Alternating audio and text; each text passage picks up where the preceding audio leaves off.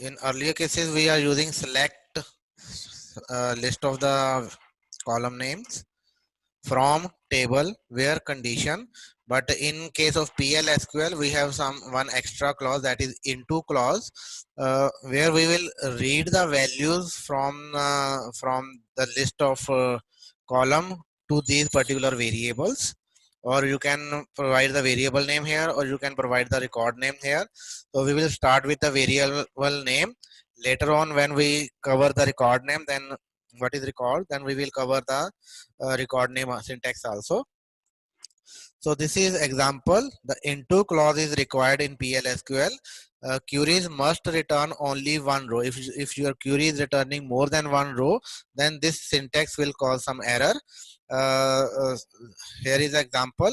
Example, f name is my variable that I am declaring. Select first name into f name. So f name is the name of variable that I have just declared here, and first name is name of the column. So whatever the value returned in this particular column, that value is transferred to this particular variable f name, that you can use in your program in the later stage. So you can read the values from any of the column and pass it into the variables that are declared in your program, and use those values to further process for the further processing in your program. So select first name into f name from employee is the name of table where employee ID is 200. So the only condition is that this query must return only one row, and if this query is returning more than one row, then there will be error.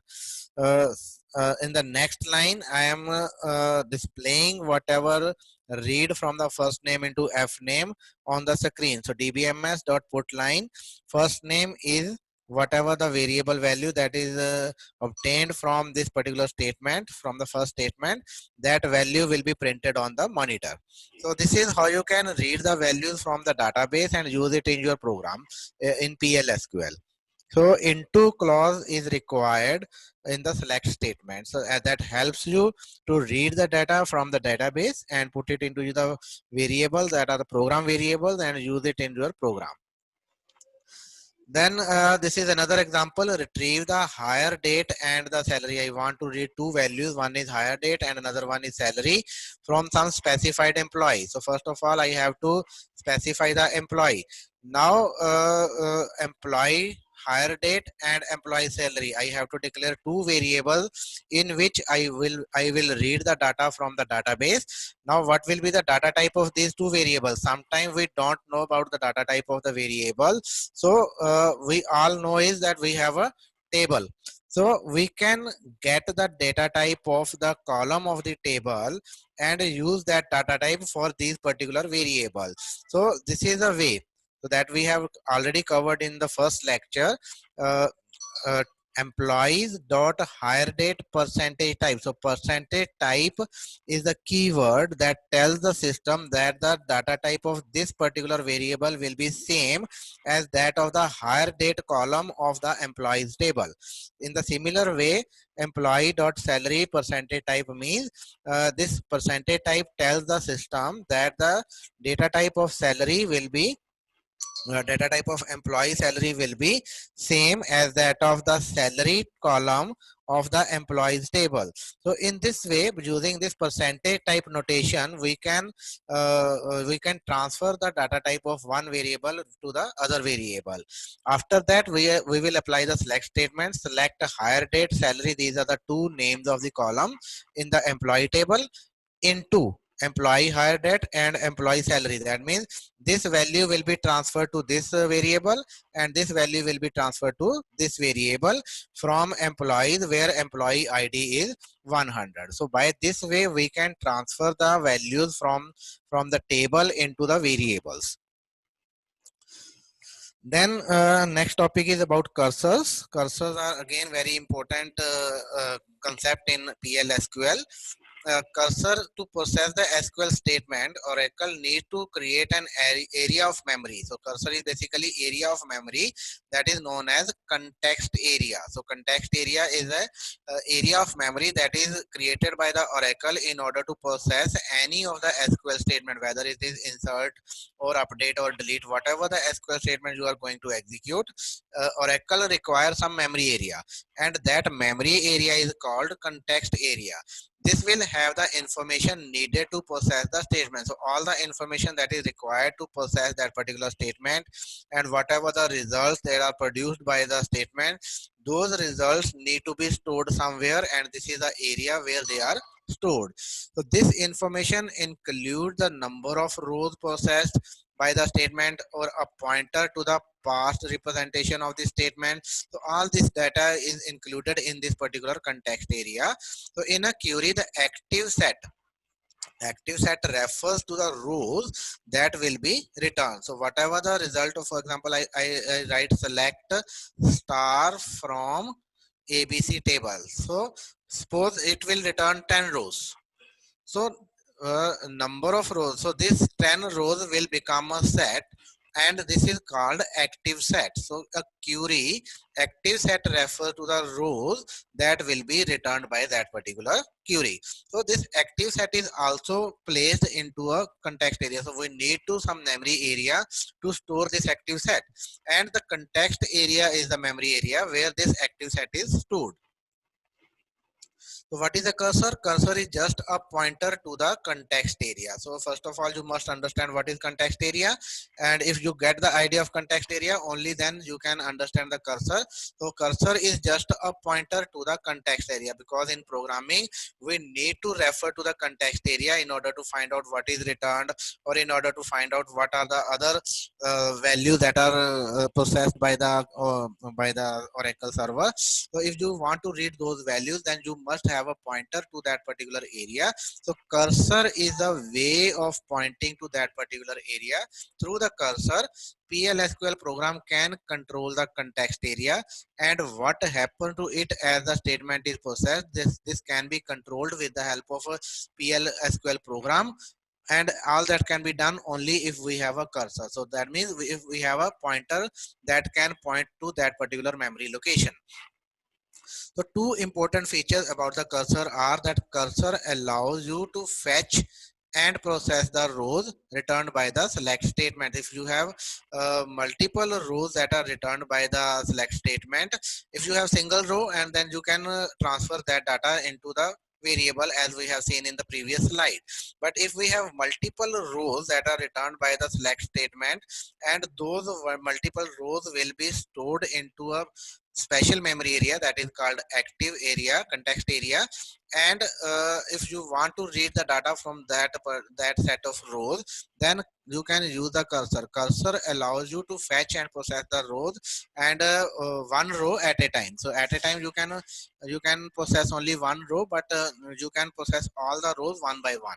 So cursor is a name so that it can be referenced. So whenever in your program you can create a cursor, you can give a name to your cursor so that it can be referenced. So it is again similar to a pointer, because every pointer has a name. So if I write integer star p pointer, what is this p? P is basically the name of the pointer in your program. In the similar way, because cursor is a pointer, so it can be a named pointer, or it can be a nameless pointer. Both kind of options are there. But if it is a named pointer, then you can refer it in your program using that particular name. So cursor has two different benefits. One is it has a name so that it can be referenced, and second is cursor allows you to fetch and process the rows that are returned by the select statement. There are two types of cursor. One is implicit cursor, another one is explicit cursor. So in the implicit cursor, as the name implies, it is automatically declared by the Oracle every time an SQL statement is executed. So whenever you execute a statement, like in the previous example, you execute two statements as select salary into employee salary from employee, where employee ID is this one. So whatever that query is, whenever you execute that query, so implicit cursor is automatically declared by the Oracle at the back end. So you don't know about this particular implicit cursor and you cannot access this implicit cursor, but the cursor is declared by the Oracle at the back end. So user will not be aware of this happening and will not be able to control or process the information in an implicit cursor. So the cursor that is declared by the Oracle automatically, user has no control over that cursor. User is not aware about that cursor. User cannot access that information because that cursor is hidden from the user.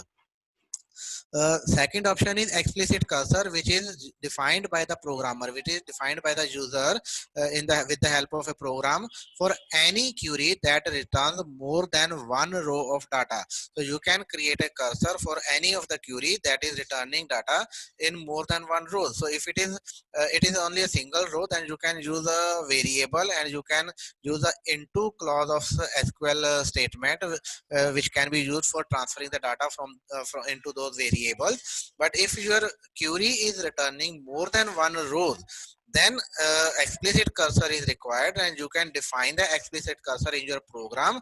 And for any query that returns more than one row of data, that means the programmer has declared the cursor within the PL SQL code block. So you have to declare that cursor into that particular code block.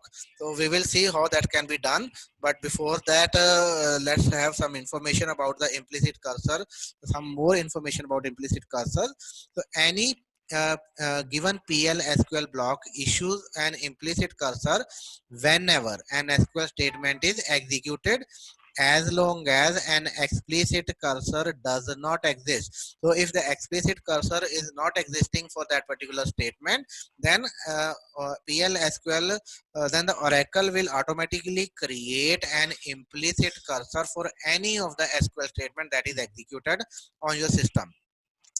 So the cursor is automatically associated with every DML statement like update, delete, or insert, whatever the statement is. So cursor is automatically associated with that statement, and that cursor is called implicit cursor. So all update and delete statements have cursor that identify the set of rows that will be affected by the operation. So when update operations are there or when delete operations are there, chances are that you are updating only single row, or you can updating n rows, or you can similarly you can deleting the single row, or you can deleting n rows. So whatever the number of rows, whatever this information is, so that implicit cursor identify the set of rows that will be affected by that particular operation. So that information is available in the implicit cursor. So insert statement needs a place to receive the data. Similarly, when you are doing some insert statement, so insert statement can insert the data only if the data will be passed from the outer side. So whatever the data passed from the outer side, the system need to store it temporarily for at some location. So that is to be inserted into data. The implicit cursor fulfills this particular need also. So according to the statement, if it is update statement, it is delete statement, if it is insert statement, accordingly cursor have different kind of information to store, and all this task will be done without the knowledge of the end user. So the most recent opened cursor is called the SQL percentage cursor. So if you call this particular value, if you try to print this particular value SQL percentage, then you will get the most recent open cursor on your screen. Then what is how the processing of implicit cursor happens? Let's see that. So implicit cursor is used to process, insert, update, delete, and select into statement. So every kind of manipulation statement that is manipulated by implicit cursor, and during the processing of an implicit cursor, Oracle automatically perform the open, fetch, and close operations. So these are the operations that are performed by any of the cursor that we will cover in detail in the next slide. So every cursor has to open the cursor has to fetch the data, and finally it has to close the cursor after processing the data. And for the implicit cursor, all these processes are performed automatically. Implicit cursor cannot tell you how many rows were affected by an update. For that we have some separate variable that will fetch the data about the number of rows affected, and you can read those variable to find out the number of rows that are updated. So this is a small example. For example, in begin block, I have created a statement: update student set first name B, where first name like B star. So all the candidate name whose first name starts from B, and after B it can be anything whose first name starts from B. So that name will be replaced by a new value that is only the first initial, that is capital B. So after executing this statement, I want to know how many rows are affected. So if I want to know that thing, so I can use this particular variable SQL percentage row count. So SQL percentage is pointing to the current cursor that is being executed, and row count is the total number of rows that is a variable in that particular cursor. It is basically, you can see it as an object. So this is an object and this is a variable of that particular object, and you can assess it like this: SQL percentage row count. So it will print the number of rows that are affected by this particular cursor.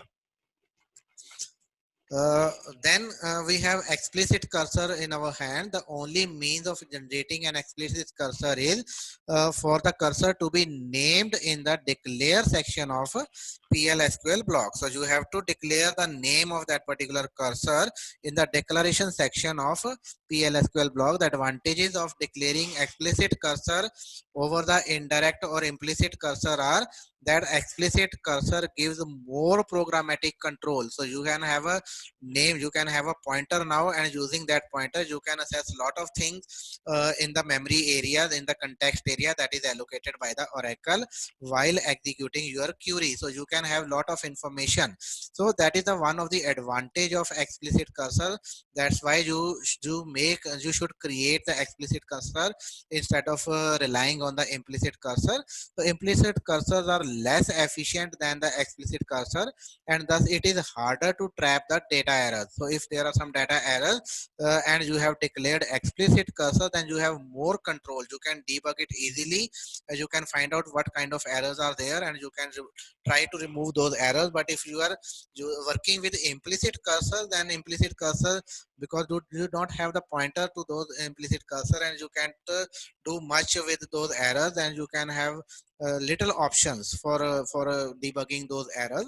So implicit cursors, that's why implicit cursors are less efficient than the explicit cursors.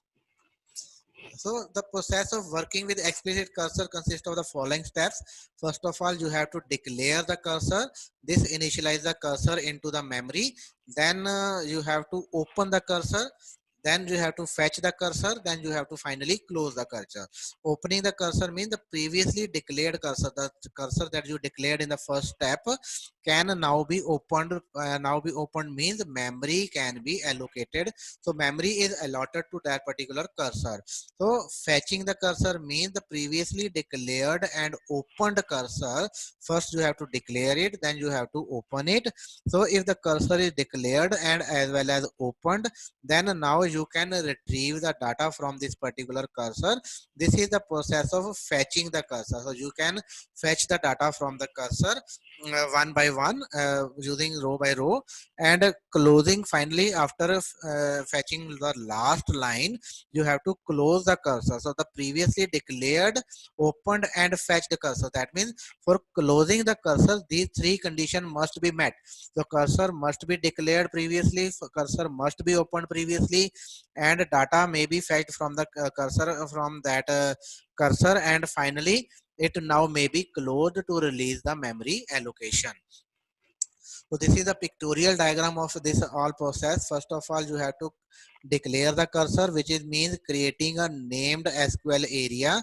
Then you have to open the cursor, which means identifying the active set, and then you have to fetch the cursor, that means load the current row into the variables. And if it is the last row and the cursor is empty, then you can close the cursor, and if the cursor is not empty, you will again fetch the next row, again check for the empty means testing for existing row if the row exists, and it return to fetch if rows are found. If rows are there, more rows are there, it will go to the fetch statement. Fetch will fetch the next row from the cursor, retrieve the data from the cursor, and again call test for the existing row. If more rows are there, this process goes on, a cycle goes on here.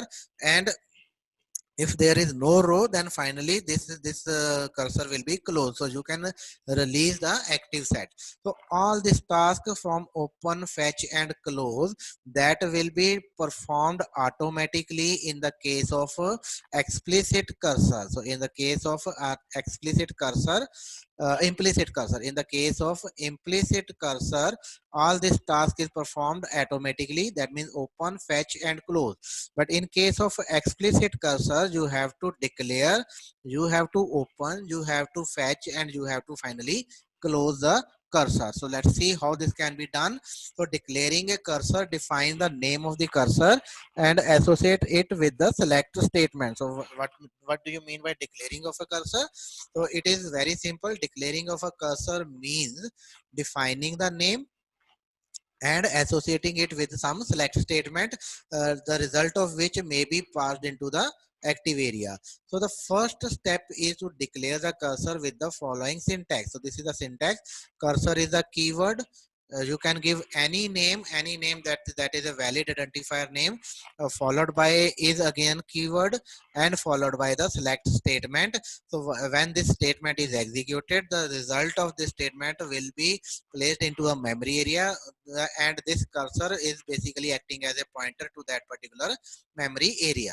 So because the name of the cursor is a PL/SQL identifier, it must be declared before it is referenced. So any valid select statement can be used to define a cursor, any valid. So including joins, including statements with the union or minus or whatever the clause, you can use any kind of SQL statement for creating a cursor. So this is Excuse me, sir. example of declaring a cursor. So in the first example, I declared a cursor, employee cursor is select employee ID last name from employees where department ID is 30. So this is my SQL, and this is my cursor name, and this is my keyword. Cursor and is both are keyword. So I am declaring employee cursor, which is going to point to that area in the memory where the result of this query will be stored. Similarly, I can here the department ID is fixed, that is 30. So I can also declare a variable location ID, data type is number, and value is 1700. So I can I can use this variable into my query also. So cursor, department cursor is select star from department where location ID is whatever the location ID I mentioned here. So I can use either the value here, I can use either a variable name here. So any combination is possible. So these are the two different way of creating or declaring a cursor. Excuse So me sir. हाँ जी, हाँ जी। Sir जो पिछली slide थी जिसमें example दी थी आपने sir, उसमें into वाला कीवर्ड यूज नहीं किया था, हाँ, तो इनटू ऐसे वाला भी कर कीवर्ड, सकते हैं? अगेन बेटा इनटू वाला keyword is required only if your SQL is returning only single row. Okay But सर. chances are that due to this query, my results may contain more than one rows. And when it yes is sir. more than one rows, then into clause will not work. Okay sir, तब हमें cursor use करना पड़ेगा. हाँ, हमें हमें cursor use करना पड़ेगा. Then we have to use the cursor. Okay Okay, sir. so this is the basic difference between the into clause and this cursor way. So into clause तभी use करना है जब आपको sure है कि single row ही result होगी. ठीक है सर. ठीक है. Now the next step is in controlling explicit cursor is to open it. So after declaring the cursor, we have to open it. So when the open cursor statement is processed, the four action will take place. The variable in the where clause are examined. All the bind variable, whatever the variable you declared or used, all those variable will be examined. Based on the values of the variable, the active set is determined and the PL SQL engine executes the query of that particular cursor. So variables are examined at the cursor open time only, and after that variables will not be examined. The PL SQL engine identifies the active set of the data, the rows from all the involved tables that meet the where clause criteria, and active set pointer is set to the first row in the. For example, the result of that SQL query is, suppose I have 10 rows as a result of that particular query, and active set pointer is set to the first row. It is by default automatically pointing to the first row. So that is opening of a cursor. In the opening of a cursor, variables are examined, query is executed, active set is determined, and the memory is allocated for that active set, and the pointer is set to the very first row in that particular active set. So this is now active set. Active set is means the result of that particular query, the number of rows that are resulted from that particular query, that is called our active set. So whatever the active set returned by the query is the pointer. The cursor is always pointing to the first location, first row, and that is by default behavior. So the how that will happen, the syntax of opening a cursor is just open keyword followed by the name of the cursor. So by just executing this single command at the back end, these four tasks will be performed by the Oracle, and that is all hidden from you people. You don't need to worry about all these things, but theoretically you must know about all these things, what is happening at the back end. So at the back end, by when first of all I have to declare the cursor, and after that in the begin clause I have to open the cursor. First of all I have to open the cursor.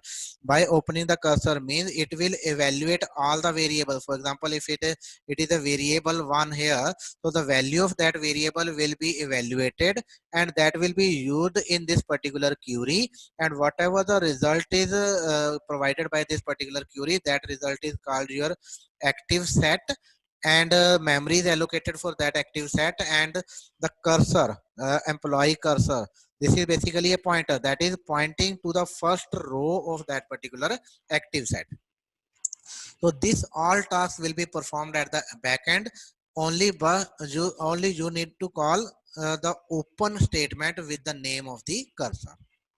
So after that we have a fetch statement.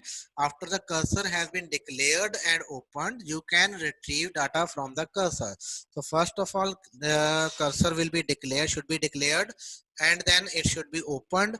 After that you can retrieve the data. The process of getting the data from the cursor is referred to as fetching the cursor. So there are two methods of fetching the cursor done with the following command. The first is fetch statement. Fetch is a keyword here. Cursor name followed by into followed by PL SQL variable. So now we are using into variable here because we are fetching the data row by row. We are extracting from the single row. Now we can transfer that data into the variable, or you can transfer the cursor value into a directly variable, record variable. So record variable is basically a composite variable. That is basically a collection of the values, because one row is representing a record. So you can either read the values into individual variable, variable 1, variable 2, variable 3, or you can read the value into a full record directly. So we will cover the variable method in today's lecture, and then we will cover the record method in tomorrow's lecture when we will cover what the record does. So we have not covered the records yet, so we will not follow this thing. So when the cursor is fetched, the following thing occurs. The fetch command is used to retrieve one row at a time for the active set, because we have a set of rows, but at a time we can retrieve the data from the single row. So this is generally done inside a loop. So we need a loop to get the data from the cursor. So the values of each row in the active set can then be stored into the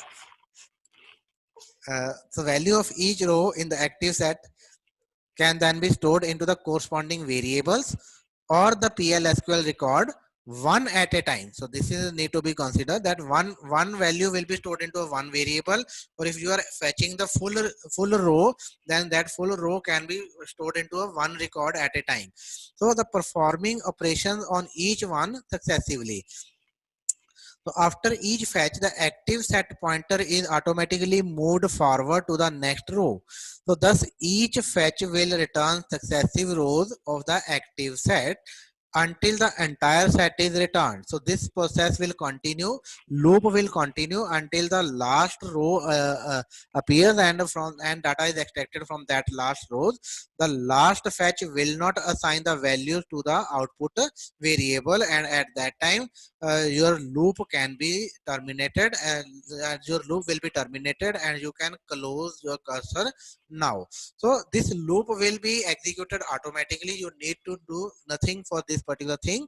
So uh, so you have to for example, this is again cursor. This is example, cursor employee cursor is select employee ID, last name from employee, where department is this one, employee number and last name. So these are the two variables in which I want to read the data. So I will declare these two variables, and the data type of these two variables will be fetched from the data type of the employee column and last name column from of the employees table. So because at the runtime, because tables may be created by some other person in the company and program may be created by some other person. So sometimes it may be the chance that you don't know about the data type of that particular column. So you can use this kind of statement to be safe, that it will always get the data type of the variable. It will always set the data type of this variable as per the data type of the column that are being used in this particular statement. So first of all, we need to open the cursor. Then we have to fetch the cursor, fetch employee cursor into employee number, last name. So this way, because employee cursor is pointing to the first row, and from the first row it will extract the two values, that is employee cursor, we have employee ID and last name. So we have employee ID and last name in our active set, and employee ID is transferred to here and last name is transferred to here, and from where I can process it, I can use it in some further processing, or I can just print it. So in this case I am just printing employee number, last name. So I am just printing the first row. I am printing the values from the first row.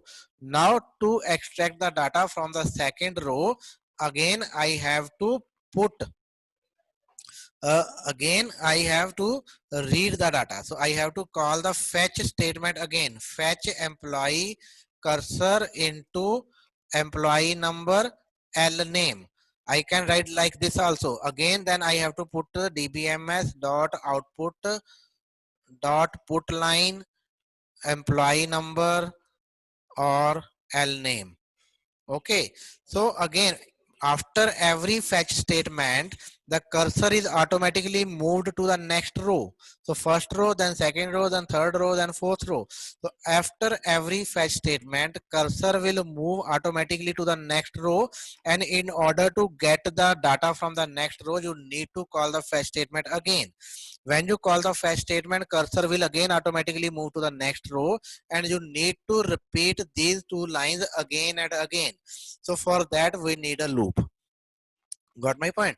So for that we can put these two lines into a loop. So I am creating a loop here. So open employee cursor. After that I am creating a loop, fetch employee cursor into employee number and last name. So it will extract the data from the first row from the first row, and it will put the data, it will display the data on the monitor.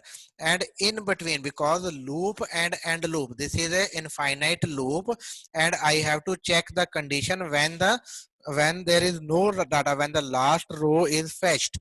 So if this fetch operation calls the last row to fetch, then employee cursor not found value will become true. So employee cursor is the name of my cursor. Percentage not found is a special variable that is associated with this cursor, and the value of this cursor will be true when there is no more cursor. So when the no more cursor is found, when there is no more row, so when the no more row is found, this variable value becomes false, and this variable becomes true, and this condition becomes true. When this condition becomes true, our loop will be exited. So fetch employee. So you can use a simple loop to fetch the data processes. So this is fetching and this is processing. So I am fetching the data and I am processing the data one by one. And when my last row is fetched, then my loop will be terminated. So in this way, I can extract the data. So my cycle will goes on, and finally when my loop is terminated, I have to close the cursor. So once all of the rows in the cursor have been processed, the cursor should be closed. This tells the PL/SQL engine that program is finished with the cursor, and the resources associated with it can be freed. So the syntax of closing the cursor is close keyword, then followed by the name of the cursor. Once the cursor is closed, it is no longer valid to fetch from it. So if you try to fetch the data from the closed cursor, then it will cause an error. So likewise, it is also not possible to close an already closed cursor. So either one will result an Oracle error. Either you perform this task or you perform this task. In the both cases, Oracle error will be resulted and your program will be terminated abruptly. So if you have not handled it, so we have exception handling mechanism also. So if you have exception handled, then it will work accordingly. Otherwise, your program will be terminated. So that is all about this cursor case. So this is the overall example. In the loop, I will fetch the data, check for the condition, process that data. When the loop terminates, finally I will close the cursor. So all these 4 steps must be implemented in order to process the cursor. So we have 4 steps. First of all, we have to declare the cursor, then open the cursor, then fetch the cursor, and then fetch the cursor, and then finally close the cursor. So all these tasks for implicit cursor, all these tasks will be done automatically. But for explicit cursor, you have to create a program to perform all these tasks.